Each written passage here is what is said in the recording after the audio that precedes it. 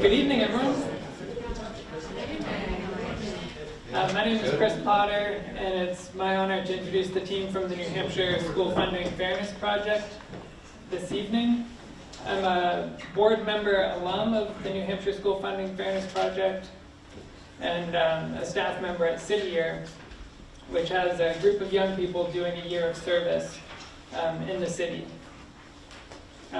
City Year tries to fill the gap of supporting students to develop into their full potential, a gap that's created by the inequity in the state's funding system. So I first saw this presentation in an earlier iteration as a member of the City Year staff, and it really changed. It was a turning point in my life, without exaggerating at all. I realized that we need to address this issue systemically, and that there's really no way to interrupt intergenerational poverty in this city until we address our school funding system. So it's my honor to introduce Zach Sheehan, the executive director of the School Funding Fairness Project. Zach and I go way back. He was the co-director of the New Leaders Council, and before that was a member of the staff in the New Hampshire legislature and did advocacy work for civics strategy. And Noah Tulerski will be joining in the presentation. Noah's a Nashua native and worked in Mayor Donchis's office and is now the communications director or manager at the New Hampshire School Funding Fairness Project. So please welcome the team while they provide us this important information tonight.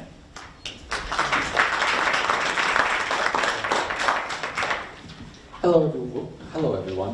Thank you very much for coming on a chilly evening. As Chris said, my name is Noah Tulerski. I live in Nashua. It's where I grew up and went to high school, Nashua South. My wife is a teacher at Nashua South. I'm the communications manager for the New Hampshire School Funding Fairness Project. So it's a little bit about me. You'll get to meet Zach in a second. He's going to kick off the presentation, but we want to get a sense of who's in the room and what we can learn about together. So could you raise your hand if you are an educator? Great. And anyone a parent with a student in Manchester schools? Anyone who has had kids graduate from Manchester schools? Can all of the taxpayers raise their hand? And other than Chris, any other elected officials in the room? I know Sean is here, lots of people. So thank you all very much for coming.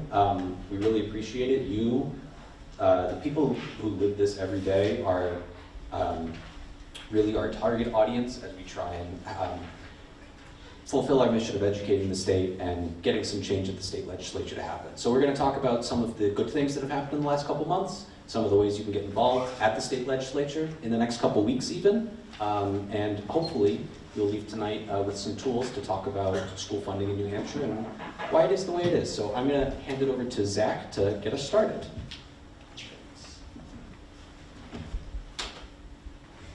Hello everyone, and I just want to reiterate our thanks for being here tonight, opting to come to a PowerPoint presentation at 6 p.m. on a Wednesday.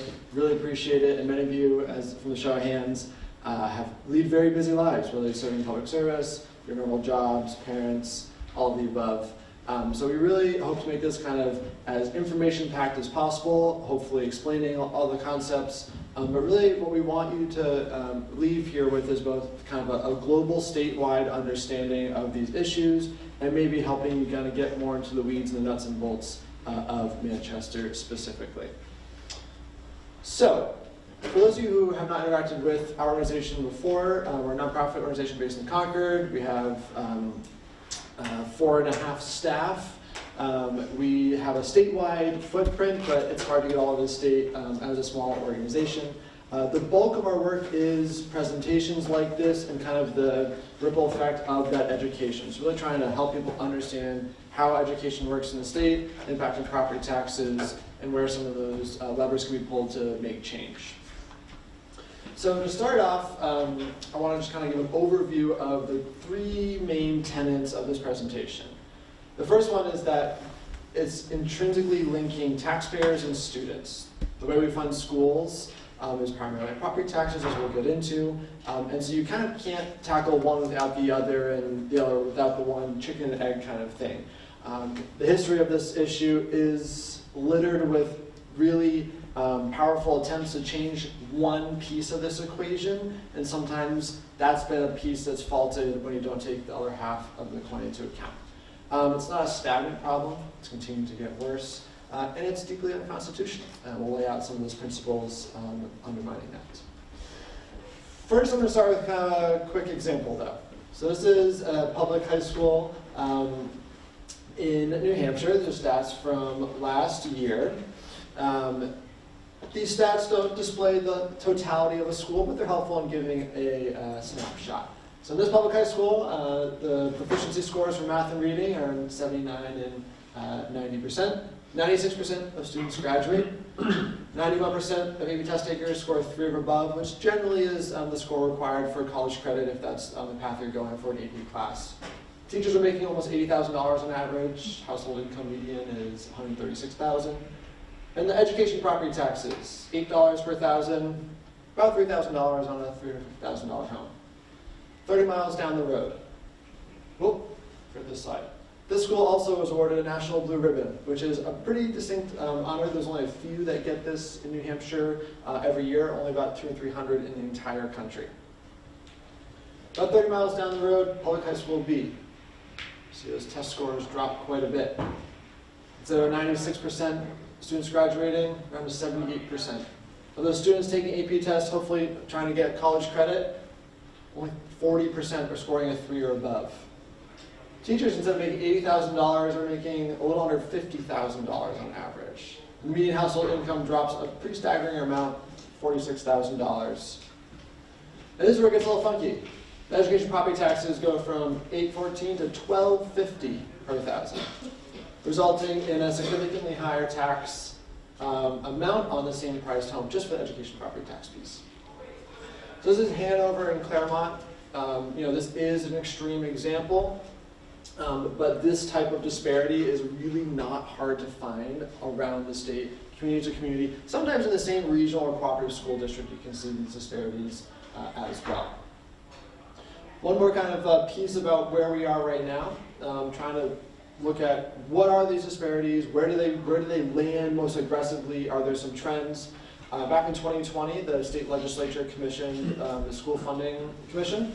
They put $500,000 behind it, which for any of you who are familiar with the legislature, for them to put any money behind a study commission is a pretty big deal.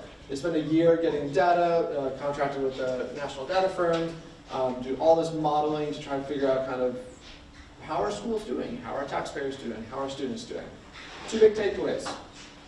First one, surprise, surprise, it's inequitable for both students and taxpayers. More specifically though, is this inverse relationship between property value, relative wealth, and student outcomes. Specifically between outcomes and poverty. In New Hampshire, we measure poverty generally by the number of students who qualify for free and reduced lunch, because that's a specific poverty threshold of the federal poverty line. And in general, districts with more students living in poverty, in general, had lower outcomes. So this is the big picture of basically the entire problem in one slide. This is total school revenue for public schools in New Hampshire. A little over $3.5 billion. The green piece is the state adequacy aid. So the amount of money coming from the state. This is from the formula. There's some other aid buckets that change year after year. The lottery only contributes about 4%. That is the entirety of the lottery, minus the payouts, the staff, everything else to keep the lottery going. By law, all of the extra has to go to the Education Trust Fund, and it only supplies 4%. Oftentimes people think that it is really funding a significant portion of our schools. It's actually not that much. The local property taxes make up over 60% of all of the revenue for our public schools. And then we have SWEP down here. We'll dig into this a little bit more later. SWEP is the statewide education property tax. It's called a state tax due to changes back in 2011. It is raised, retained, and kept locally. The state never touches those dollars. They just tell communities how much to raise for SWEP, and Manchester says, hey, we raised this much, and the state says, great, and then the state takes credit for that against how much they're going to pay out, even though it is a local property tax. So in reality, communities are putting up about 70% of all public education funding. So how did we get here? Oftentimes people cite the Claremont lawsuits. And so we wanted to kind of show you what that was, right? Claremont lawsuits in the 90s, early 90s, a group of school districts, taxpayers, parents, students, got together and sued the state over the lack of funding from the state and the inequitable distribution. Now, for those of you who are on either a local office, it's pretty high bar to sue the state, especially those in the school board, right? This is not something that school districts just kind of, or communities around the state just do willy-nilly and decide to sue the state. But it was so bad that they went for it. One of the communities with Claremont, which is why it's named Claremont lawsuits, there was multiple rounds, multiple lawsuits that went all the way up to the Supreme Court. There was two main decisions, Claremont 1 and 2 in 93 and 97. And they effectively won. The two main principles that came out of those lawsuits were the ones that are kind of the bedrock of a lot of the work we do and the work that's been ongoing for the past few decades. The first is that the state of New Hampshire has this duty to pay for a constitutionally adequate education. The second is that the taxes used to pay for that must have a uniform rate. How many people here think that they pay the exact same property tax rates as Bedford? What about Portsmouth, Concord, Pittsfield? So the piece of the first ruling principle there, the adequate education, is an unfortunate term. Adequate's not really very aspirational, but the court did outline it as a future-oriented, expansive definition, right? They did not say adequate means right now in 1997 you only need these skills to graduate, so therefore that's adequate. They were like, we want this to apply in 10, 15, 20 years. So here's kind of the definition of adequate in the Claremont 2 decision. The point being, though, is that the intent was to prepare our students to thrive in whatever world they were graduating into, whatever path they wanted to choose, whether that be going into the workforce, going for higher education, whatever. It was not this kind of static 1997 definition. Following those rulings, there were some pretty significant changes. These are really groundbreaking Supreme Court rulings. First was the creation of the statewide education property tax. Now, I'll take a moment here because oftentimes when we talk about taxes, people hear taxes and think that it's all additive. If I have a new tax or if we change taxes, I'm just going to pay more. What we saw with that creation was because it was a new tax, but the distribution of that funding was also different, it leveled out a lot of what we were actually paying around the state. So we instituted a new property tax. At the time, it was a little over $6 per thousand. And it decreased the average property tax rate around the state. Because everyone was paying that $6 per thousand, the distribution was a little more equitable than it had been in previous years. So some communities that had these really high rates to try to keep up saw some relief because they got additional funding relative to their needs. It's a little counterintuitive, but it happened. And it was paired with this new adequacy aid funding from the state, so they took in that money and then tried to decide how to spend it in a more equitable way in general. One other thing, following these rulings, and part of zeroing in on this point is that we've had some recent court rulings, we'll dig into those a little bit later, that provide some additional kind of momentum, pressure on the legislature, and ways in which we can utilize that. So following these rulings, as the statewide education property tax was being debated, the legislature was trying to figure out how do we address these rulings? How do we come into compliance? There was an income tax proposed by a Democrat that passed a Republican House of Representatives, then to be killed in the Senate because the Democratic governor said she wouldn't support it. I lay this out because before the ruling came out, everyone thought there will never be an income tax in New Hampshire. Kind of the common sense understanding today as well. But given the extreme rulings, the deep inequities in school funding, and general outrage from people around the state, this was a more viable option than it had been previously. It didn't pass. But I point that out because sometimes people like to fall into like, this party is good on this issue, this party is bad on this issue, these taxes will never happen. And this was kind of a pretty funky situation, but it really highlights that given that pressure, given the right context, right? People are a little more willing to consider tax alternatives or solutions that they might not have in the past. The next 20 years saw a handful of changes, not many of them great to be honest. First is the SWEP. So remember I mentioned that the statewide education property tax is raised, retained, and kept locally? That's because it was changed to do that. In 2011, a group of mostly communities with higher property value successfully lobbied the state to change the law. So this state property tax that was going to the state to pay for its obligation for an adequate education now just is raised and retained locally. The problem with that is that some communities raise a lot more than their definition, what they would get from the state in adequacy. It's called excess swept. So that should be going to the state to pay for its obligation. It's now kept locally to offset other taxes. Also resulted in this weird quirk where some communities actually have negative local education tax rates. Anyone hear of a negative tax rate? This sounds kind of nice. I just bought my first my home a year and a half ago, and I would love to have a negative tax rate. There was another lawsuit, the Londonderry lawsuit, a few years later, in 2006, where they again ruled and clarified further that what the state defines as adequacy, it must pay for.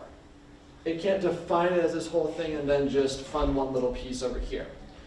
Now, while this is good in following with the previous rulings and kind of the intent of the Constitution as the court outlined, it also set up a disincentive for legislators to broadly define it. If you define adequacy too large, now you got to pay for it. And so what we've kind of see is this both as a principle but also as the political implications of it are that the definition of adequacy has kind of been restricted from there because legislators are like, well, how much money do we want to spend? We got $300 million, then we're going to define it so that we only spend $300 million.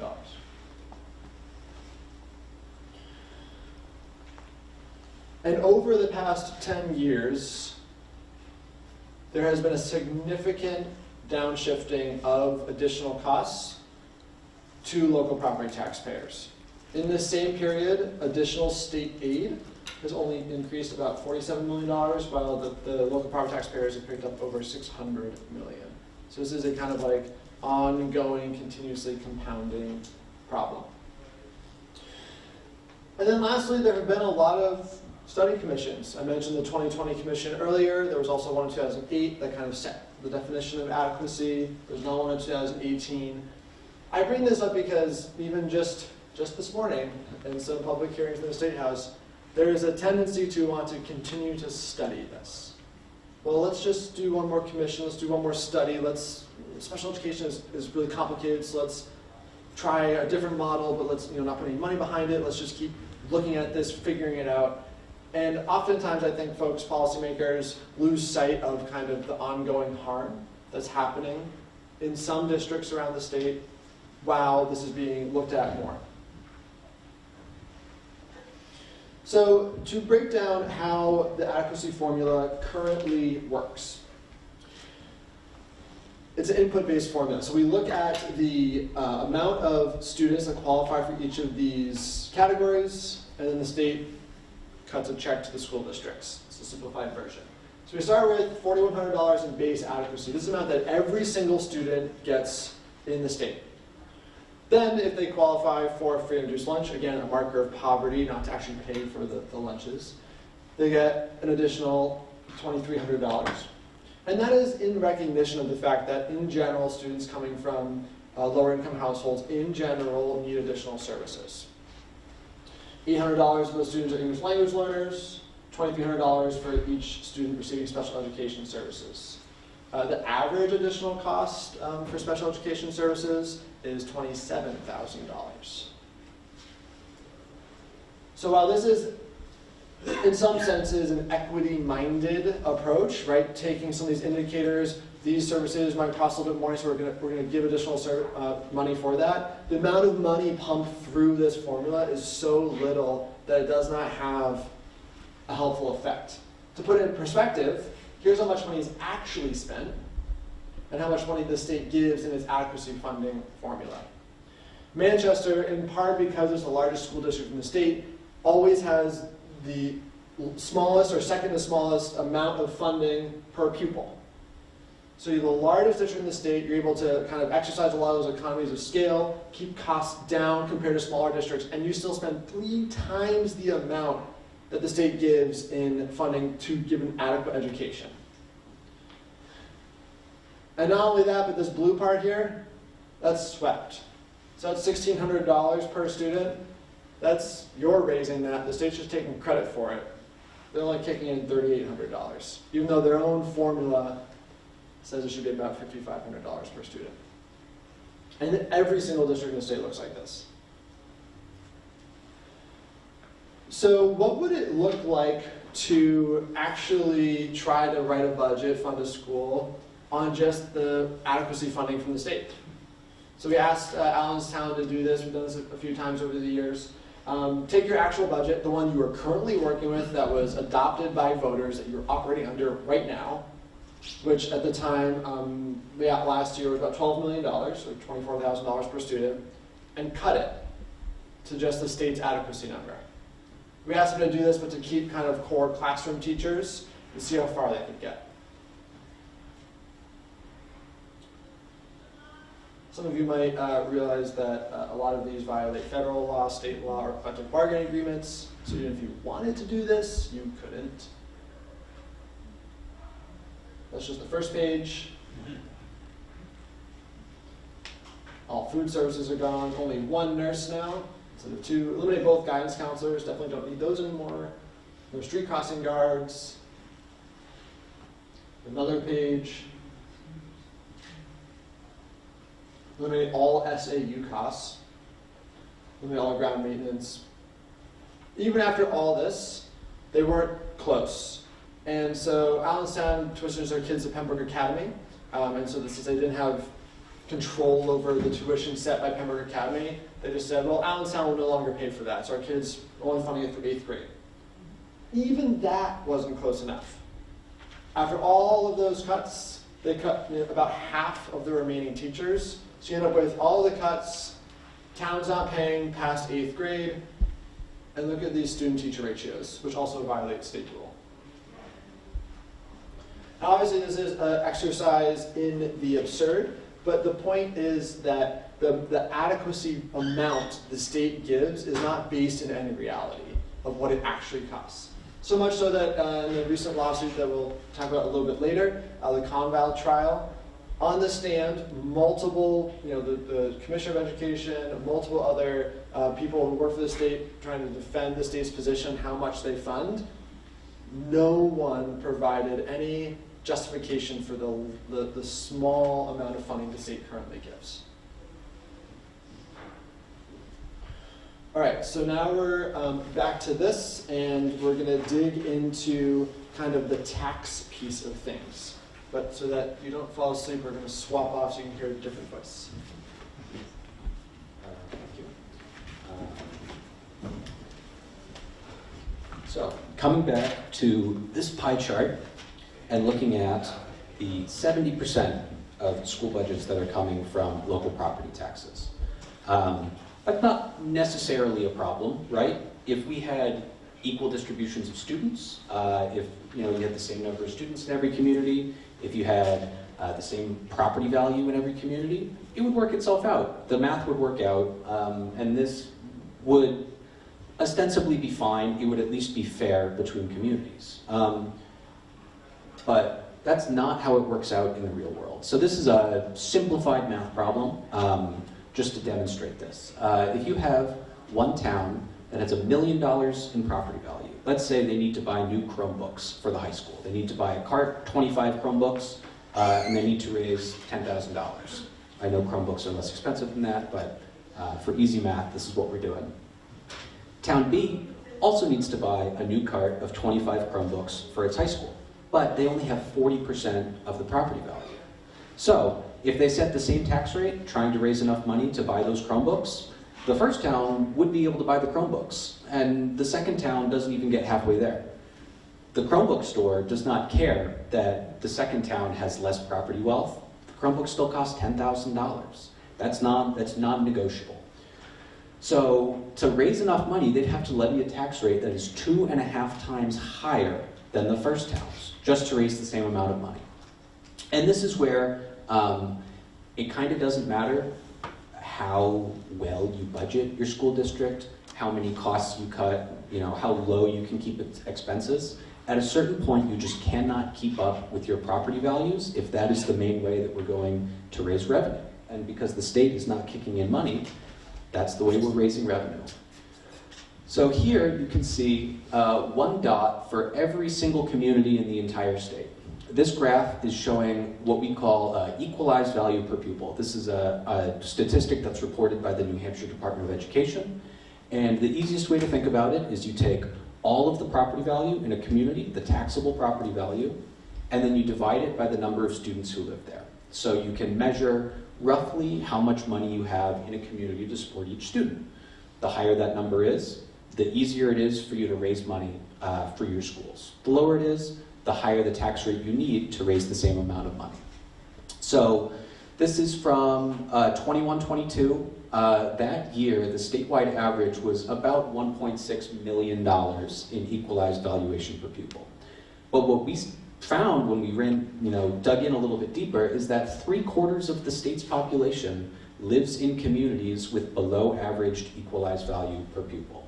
That means 3/4 of taxpayers, 3/4 of students are being negatively impacted by our system because they live in places that have below average property value and they need to levy higher rates to raise the same amount of money, and often less money than wealthier communities with more property wealth. And I'll also note that this isn't even every single community in New Hampshire. There are 17 towns that didn't even fit on the chart. We took them off because it looked silly to have them on there. And it's much easier to read this way. This is a system that is not benefiting most people in the state. And if you think about it, that sort of presents an interesting opportunity for us.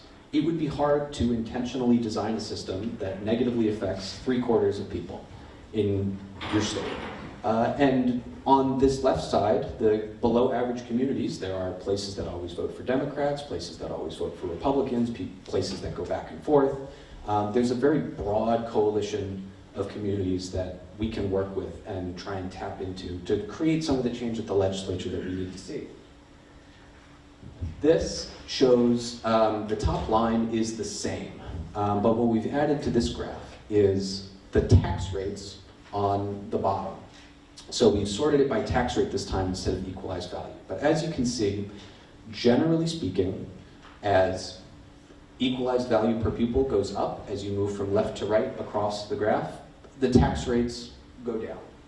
Now, that's not a hard and fast rule, but you can see that there's a clear trend that is what's able to happen in these communities. And what that looks like on the ground is, I would like to ask you to tell me which of these two homes you think paid a larger property tax bill. Is it the, quote, beautifully updated colonial, or is it the 2-bedroom ranch that has laundry in the semi-finished basement? Raise your hand if you think it's the one on the left paid more in property taxes. You're learning quickly. So the house on the left is in Newcastle, and the house on the right is right here in Manchester. These property values from a couple years ago, you can inflate them a little bit, but the home in Manchester, despite being worth less than 25% of the home in Newcastle is paying $40 more on its property tax bill. And I know Manchester is a tax cap community. You would think that that sort of thing wouldn't be able to happen in a place like this, that you know, the rich town by the ocean, you'd be paying more in property taxes than them. So this is how that math looks in the real world and how it impacts real people every single day, and you know, twice a year when their tax bill comes out. So what that creates is a truly regressive system of taxation in our state, where the lower your income is, the larger proportion of it you are paying in taxes. This is in large part due to property taxes, which is the black bar on the bottom, or navy black bar on the bottom. And as you start to get up into the you know, top quarter, the top 5%, the top 1%, people making over $700,000 a year are paying a fraction of what people in the lower income brackets are paying, largely due to the property tax. And there's another change that's happening. The interest and dividends tax is being repealed by the state starting in this year, in the summer, the next fiscal year. But the majority of Granite Staters do not pay that tax. It generates about $135 million in revenue, and over half of that is paid by households that have over $2 million in investments and are generating over $200,000 of interest and dividends income in a given year. 83% of Granite State households pay nothing on the interest and dividends tax. But by repealing it, instead of maybe keeping it and using that revenue for schools, we are continuing to perpetuate the system where the less money you have, the larger chunk of that is going to be put towards taxes. So that starts to bleed into what your schools look like. This is a chart showing the starting teacher salaries for bachelor's level 1, master's level 1, someone right out of college, their first job teaching. This is what they could make in these districts. This is a couple years old. This is from 2021, 2022, but the Department of Education does update this data regularly. You can kind of see a general trend. Here's Manchester, here's Portsmouth, and some other places in the middle that you are probably familiar with, and I'm sure have assumptions about the property wealth of those places. But as a general rule, the more property wealth there is in a community, the more they can pay their teachers.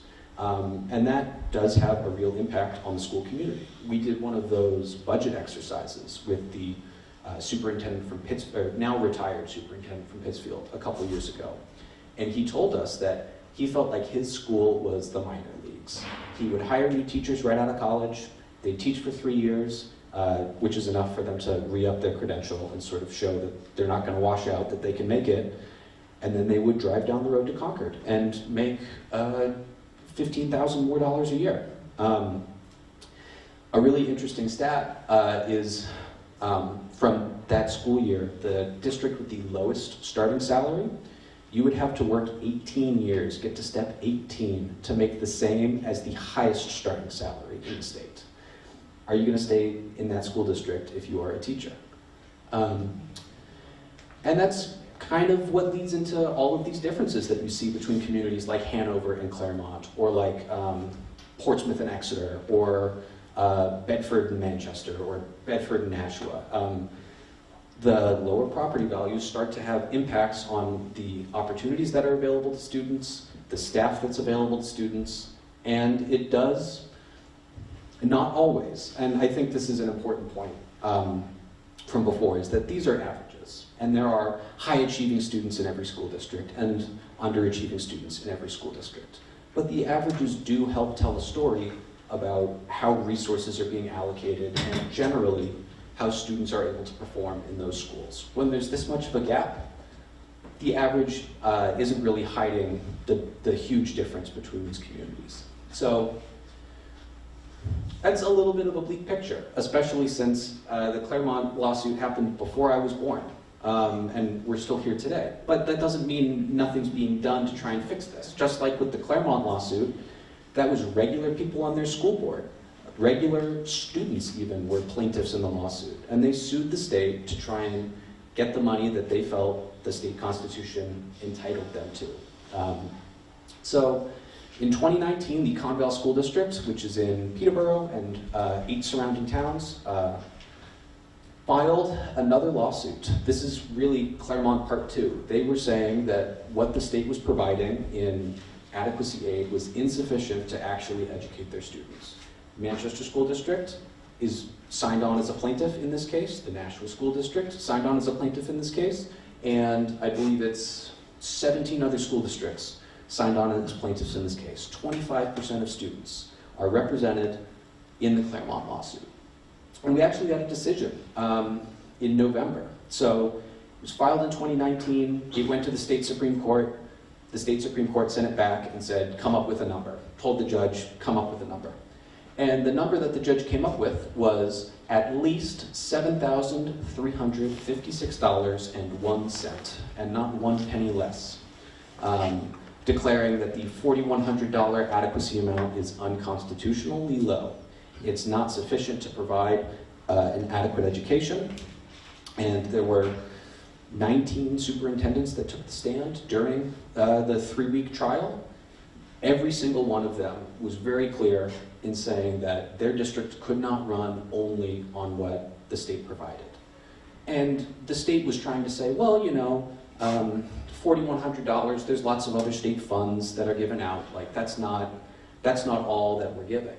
But the whole point of base adequacy is that is how much you're supposed to be able to educate the least needy student for. Students that don't need any extra services, don't need any extra help, they're supposed to be educated with base adequacy. And they just can't. It doesn't work. You saw the Allenstown math, it just doesn't work. So why 7356? That's a very weird number. Maybe reflects that it's actually a measure of true cost as opposed to the 4,100 that we had in the state budget that was passed last year. It's just a round number. It has no bearing to the actual cost of education. This number comes from a study that was done by the Conval superintendent and was adjusted a little bit by the judge to be kind of measured down and made more conservative. So it's about $4,000 per pupil for teacher's salary plus benefits, so that includes health insurance, wages, built in a step increase, life insurance, professional development. Oh no, that's in a different category. $900 per student for principals, admin, assistants, guidance counselors, librarians, and so on. Some money for instructional materials. Facilities operation and maintenance in current state law is not part of an adequate education. School districts are required to have a school building by the state, but the state does not think that being able to turn the lights on in that school are part of an adequate education. They had someone, they paid an expert witness, flew him in from Arkansas. He sat on the stand and he implied that it was not a problem that the state was not going to pay for heat in schools. He said, well, it doesn't get that cold in Arkansas. And it really was very callous, this idea that we don't need lights, we don't need heat. It's really cold out today. You all ventured out into the cold. Are kids going to learn in their hats and mittens and their coats? $750 for transportation and almost $300 for nurses. That is, again, stuff that's not currently in state law. The state mandates transportation services for all students who live more than 1.5 miles from their school, but only up until grade 8, because when you're in the 9th grade and you're 14 years old, you're able to get yourself to school, because you're not old enough to get a driver's license, but you can manage. You're old enough, you can manage. The judge determined he wanted it to be the full cost of transportation, but there was not enough evidence presented in trial for him to be able to determine what that cost was. And then nursing services, there's students who can't go to school if there's not a nurse in the building to administer medication, or maybe they're an epileptic and they need to have someone in the building who can care for them.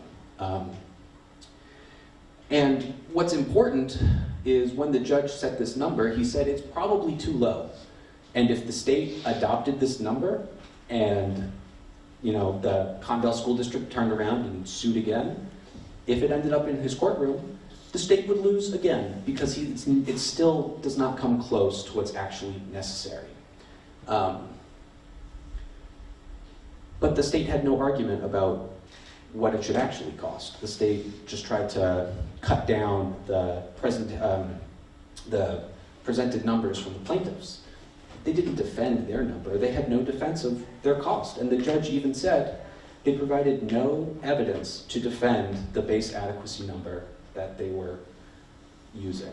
We filed a right to know request with the Attorney General's office and found out that since 2019, the state has spent over $1 million paying out-of-state attorneys' fees to have outside lawyers work on this case. So 1 million taxpayer dollars going towards no defense at trial, nothing. And that doesn't include the staff salaries of attorneys who work for the Attorney General.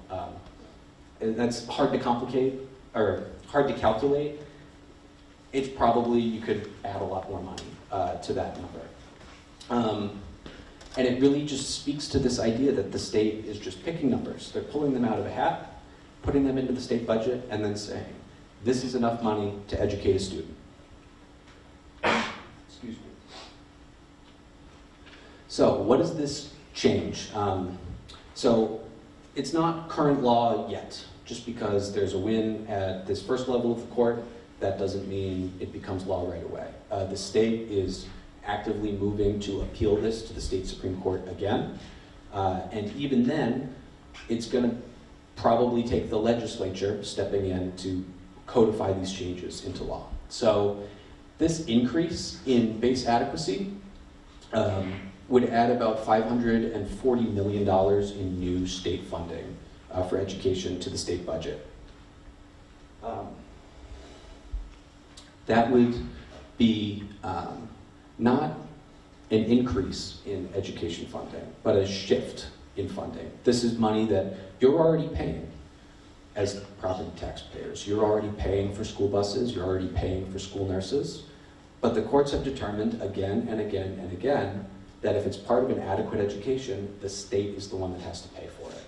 So we're really just, we're moving money around, trying to make this decision's trying to make it more equitable, how money is distributed around the state, trying to reduce that dependence on local property taxes and try and cut away some of those differences that you see in the amount of money that communities are able to raise.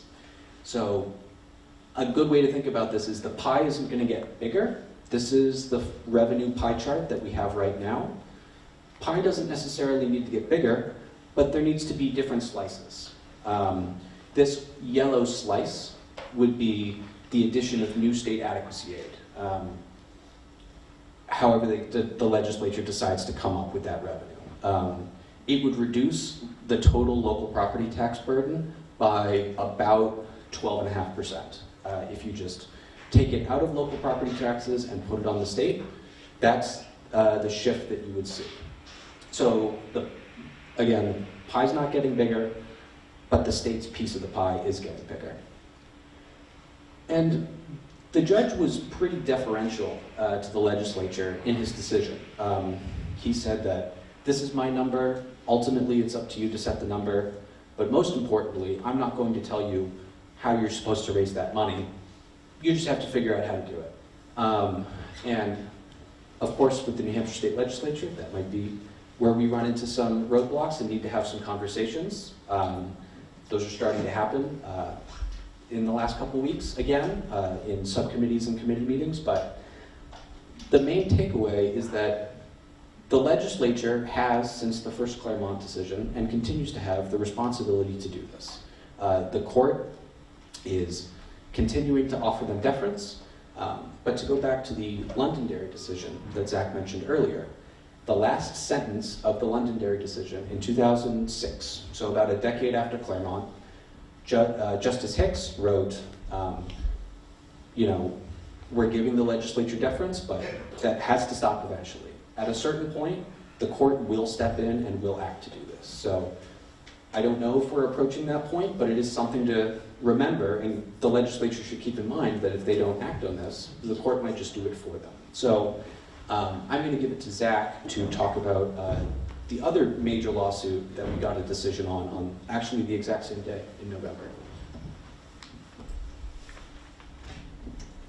All right, last handful of slides here, and I'm happy to take any questions. So the Conval lawsuit is the funding piece. State's not giving enough money for that base adequacy. Another lawsuit was filed about a year and a half ago called the Rand lawsuit, named after this gentleman here. It's a group of taxpayers that sued, remember those two constitutional principles from the beginning? The state needs to pay for adequate education. The taxes used need to be uniform in rate. A group of taxpayers got together and sued and said, hey, our taxes are not the same.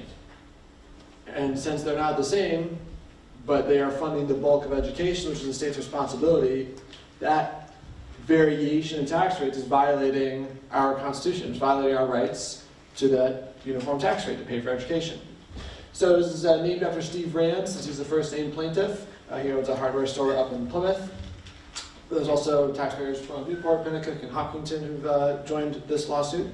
And in essence, they are arguing, again, that because the bulk of the responsibility to pay for the state's obligation to fund schools is on us, and we pay dramatically different rates, sometimes dramatically different rates in the same cooperative district, in the same regional school district. Pennacook example, Pennacook is a village of Concord. It's a part of the city of Concord, but they send their kids to a different school. So and they have different tax rates than the rest of Concord. But their city councilor sits in the city council of Concord. So how can you have two houses, both technically in Concord, paying different tax rates for education? And they are also challenging the funding side as well, so the amount of money coming from the state. So this ruling in from Conval saying that it needs to be at least $7,300. There's another lawsuit quickly on the heels that is arguing it needs to be closer to $20,000. On the same day that the Conval ruling for the entire trial came out, there was a small slice of the Rand lawsuit that had been pulled out that the judge ruled in favor of the plaintiffs as well. Basically they said, can you rule on this one piece first, because no one is disputing the facts. We're using state data, the state's using state data, that's not at dispute here. Can you please just take the facts, apply the law, give us a ruling? And it was on how SWEPT is administered, the statewide education property tax. And he ruled with the plaintiffs. He said communities that have that excess SWEPT, where they raise more money than their cost of adequate education, they're not allowed to keep that. That's the state's money to pay for the state's obligation. And also those communities that use negative education tax rates to offset their rates, you can't do that either. So those are the two pieces that the Rand suit pulled out that were ruled on in November as well. So to shift to the last section here, kind of where do we go from here? In general, if you're thinking through this and looking at there's a lot of conversations now happening about the courts. Well, they've said, here's a number. You need to do this, legislature. Come up with a higher number. Here's a minimum now. Here are your responsibilities. It is, at the end of the day, still the legislature's role and responsibility as that branch of government to set these laws, to change the adequacy formula, to change tax revenue as needed. And so just last year in the state budget, there was an increase in school funding. It was one of the largest increases dollar amount wise we've had in a long time. But to put it in perspective, it was a pretty small piece. So while it was an increase by $157 million, it really kind of paled in comparison again to the overall picture, largely which was funded by local property taxes.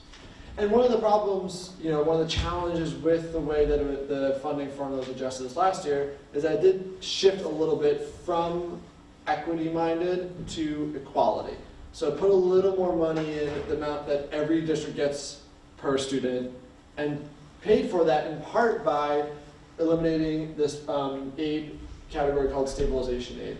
Just throw this in here to kind of show that there was this funding that districts were getting, largely districts that had higher numbers of students living in poverty or lower property values, right? These kind of markers of ability to pay. Cut that aid category out and put the bulk of it towards every student in the state and every community gets a little bump. Now they did this, but recognized that some communities might lose out, like Berlin or Pittsfield, who are getting a significant amount of funding from the stabilization grant. But because we have 2-year terms in New Hampshire, and this is a political process, they put in this hold harmless grant so that no one loses money in the next 2 years. Even though some communities saw a big chunk of funding get cut. So for the next 2 years, you can't get any less money than the year before. But in 2 years, that starts dropping off. And so we'll start seeing largely rural communities who are rural and have higher proportions of students living in poverty or low property values, their funding is going to start dropping off pretty fast. There'll be another election before then, there will be another budget season. My guess is those communities will speak up and hopefully that'll get changed. The point being though, the significant cuts, they're kind of hidden by this little Band-Aid for a bit without real change taking place. So one more piece on the interest and dividends tax, and I think this is important because it shows the kind of disconnect between our lack of comfortability and political will to talk about revenue sources and who pays when, and how we are enacting some of the changes more recently. So the interest and dividends tax, Noah mentioned this briefly recently, but we just want to kind of like put in perspective. We cut this, part of the rationale to cut this funding was that we didn't really need the money. There's plenty of money in the general fund, plenty of money in the rainy day fund. Let's just cut this tax because we don't think we need it. But then, on the other side of the coin, we're not going to increase education funding. We're going to kind of do these things to decrease pieces of it. The $135 million could have paid for all school meals, all school lunches, regardless of income in the entire state, and still had some left over. To increase base adequacy, could have gone towards building aid. There are 25 schools that applied for building aid projects last year. 3 were accepted because of the amount of funding the state has. Instead of expanding that pool, we're reducing revenue sources. A handful of bills, just to highlight, that are happening in the legislature right now. There's a bill that would basically do, HB 1583, is basically the Conval bill. It just would increase base adequacy to roughly the amount that the Conval lawsuit asked for. Those all want to increase the amount of money that special education, students who receive special education services get, from that $2,300 to $27,000. It's a pretty big jump. It's like $600 million. That's a lot of money, especially in a non-budget year. Part of the kind of rationale, the opportunity for that budget is to talk about that. Why is there such a big gap there? What are those services? How much do those benefit students who receive those services? There's another bill to change the way SWEPT is administered. That is in line with the RAND rulings. And then, this is 8 of over 1,000 bills. Just a few to highlight. A number of these bills have been put into a subcommittee in House Education, and they'll be working on them for the next few weeks. They have a deadline of February 15th to get them out of the committee, so there's not a lot of time. But there is, they're looking at them, and there's a window here where hopefully if they hear from folks saying, hey, I want you to take this seriously. Hey, what are you going to do? I live in Manchester, we're part of the Conval lawsuit. What are you doing to address that? Right? There are legislative vehicles right now to work on that, whether it's amended down or changed a bit. But I point this out because a lot of times with these presentations in this topic, there's a sense of like, well, what do we do? How do we address this? What are some of the options? Right now, there are actual legislative options in place that people can be working on. Any one of them might not be perfect, but we can amend, you can change, we can adjust as needed. So just to kind of summarize, and then I'm going to hand over to my colleague Casey real quick, and then we can happy to stay around and answer questions. But this is a state-level problem. It affects taxpayers and students. They're intrinsically linked, and I think it's important for us, so if you have feedback on how we can improve this, please let us know. And for everyone, for us as an organization, to make sure that we don't lose sight of either side of that, of the impact on students and taxpayers. Why that matters for our individual students around the state, specifically in Manchester, and how that's impacting different people in different ways relative to their ability to stay in their homes. It's unconstitutional, and again, the solution lies at the state level. This is not a failing of any individual school board or city council or board of aldermen, right? This is a state level lack of funding that's putting a lot of our communities in really challenging boxes to work in. So that's the presentation. I'm going to hand it over to Casey to go over some ways you can get involved, and then we'll be happy to answer any questions. Thanks, Zach. Hi folks, I'm Casey. I'm the Projects Outreach and Engagement Director. I just wanted to say thanks again for coming out on a cold and wet January night. So I'm up here to talk a little bit about how we can work together to keep moving the ball forward on this issue. So if you didn't already, now you're all aware that the state legislature is responsible for legislating on this issue to change the school funding model. So at the end of the day, the legislature is accountable to you guys in this room who elect them every 2 years. So I'd like to just echo Zach and really encourage you all to reach out to them and let them know that you want them to take this issue seriously this legislative session. And over the summer, they're all going to be campaigning to keep their offices moving into the next session in 2025, which is also going to be a budget year. Which is going to be a big opportunity for them to legislate on this issue as well. So I'd also like to encourage you to engage with candidates as they're running over the summer. Make sure that they have answers to how they're going to solve this if they're elected.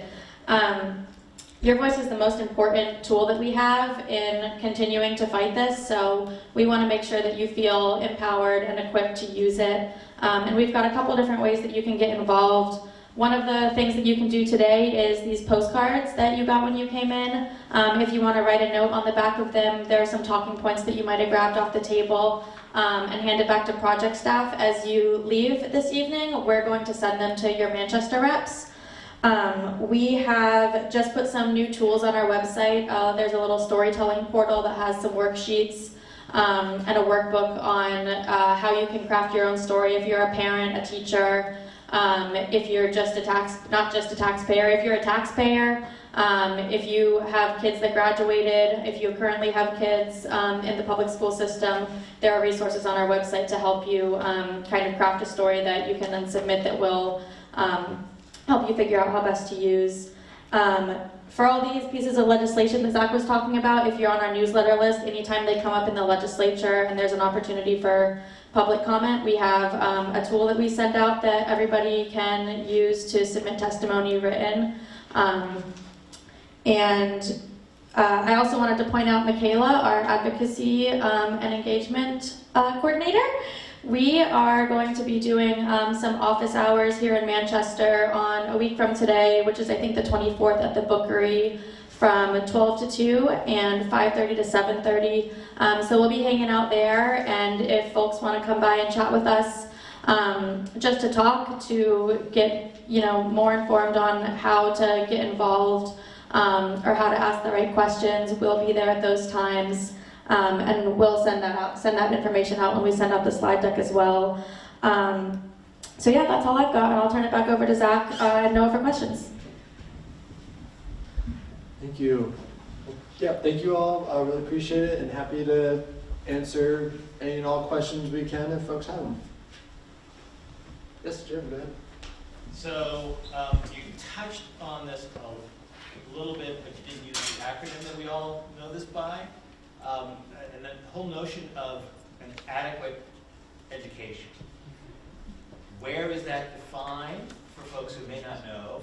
And has your work kind of also taken that into consideration and thinking about how the implications of what is defined as an adequate education when it comes to that funding? Yeah, that's a very good question.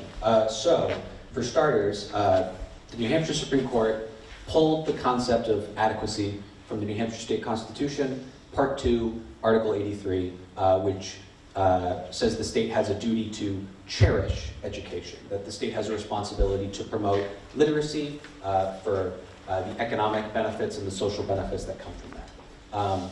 what the state legislature has done following the Claremont lawsuit, has defined an adequate education in RSA 193E2A, I think. I think it's 193 is the education statute.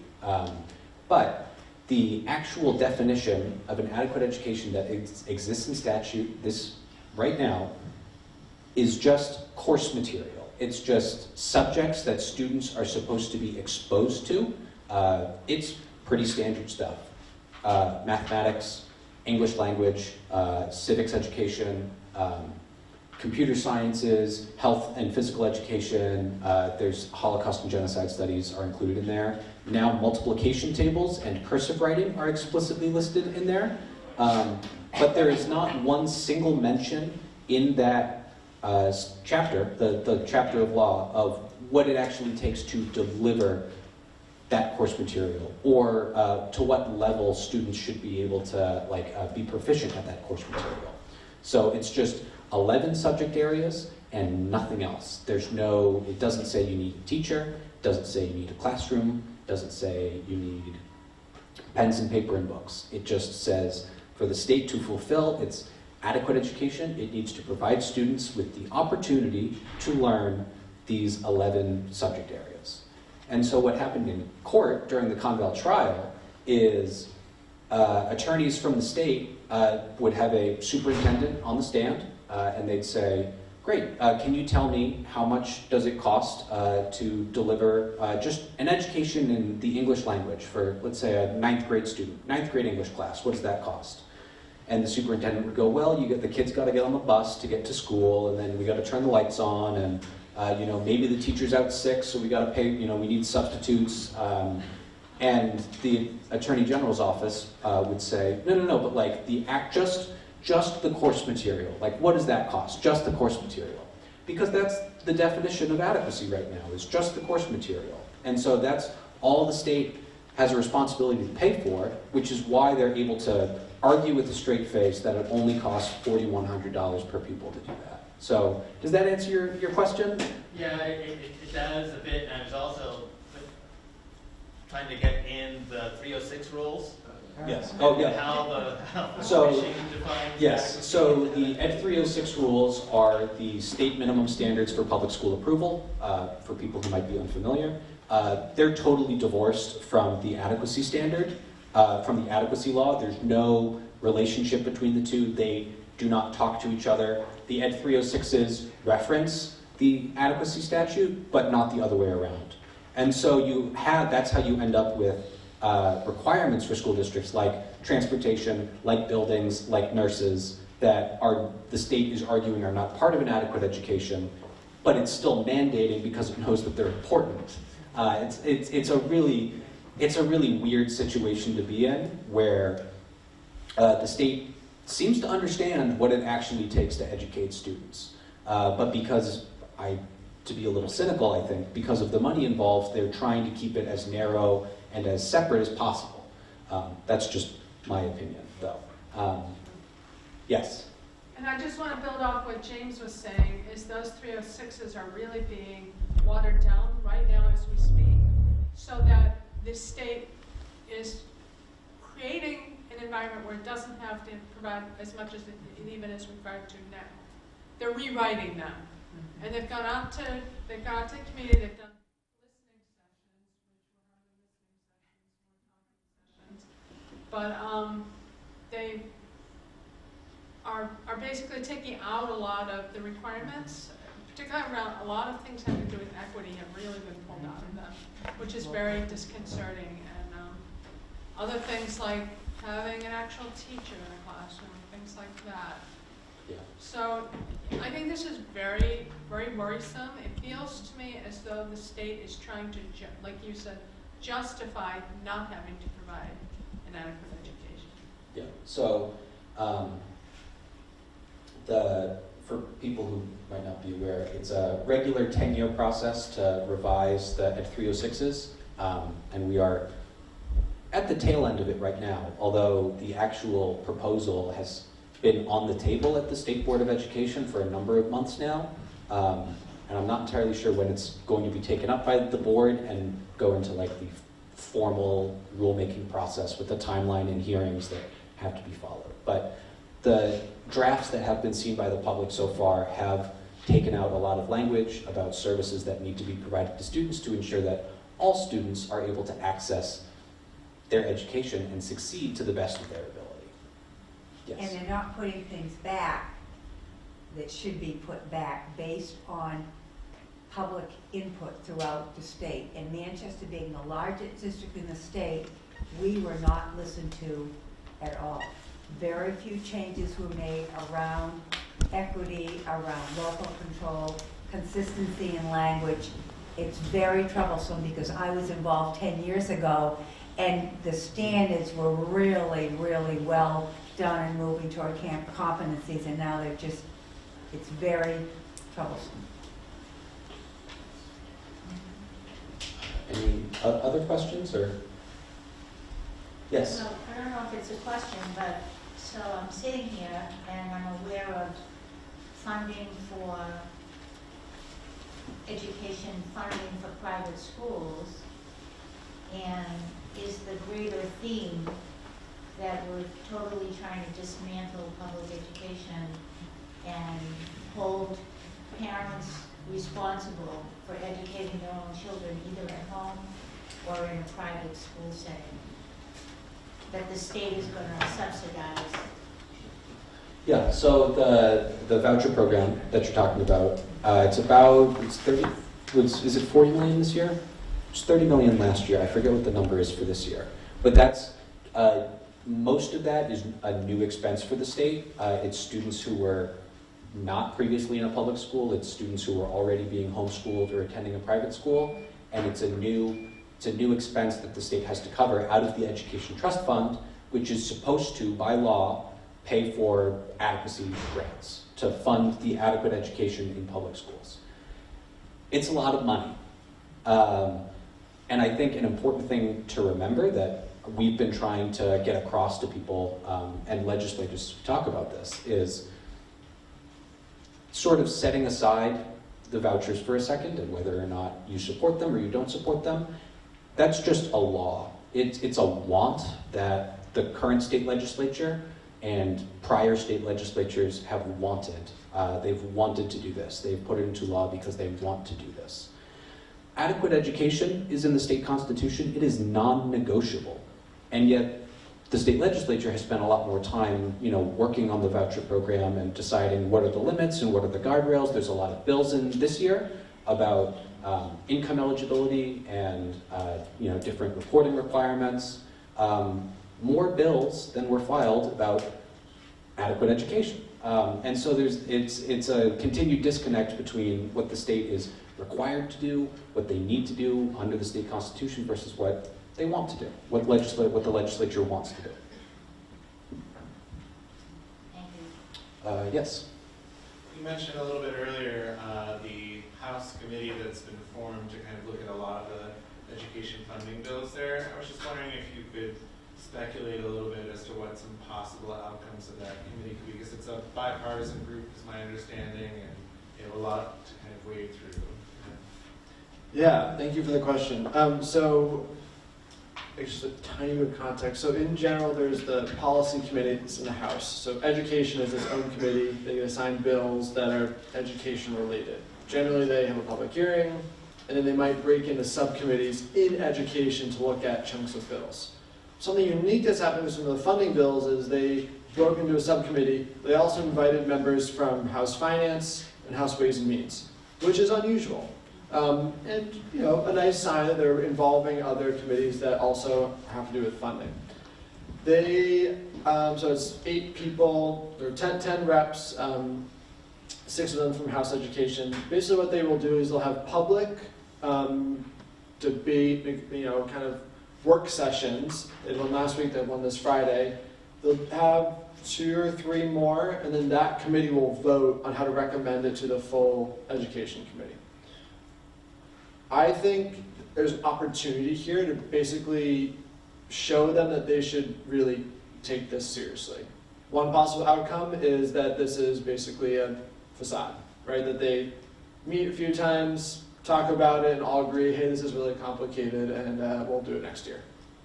Another option is they say, okay, which of these bills could we amend to make some meaningful change this year while we continue to look into larger scale reform?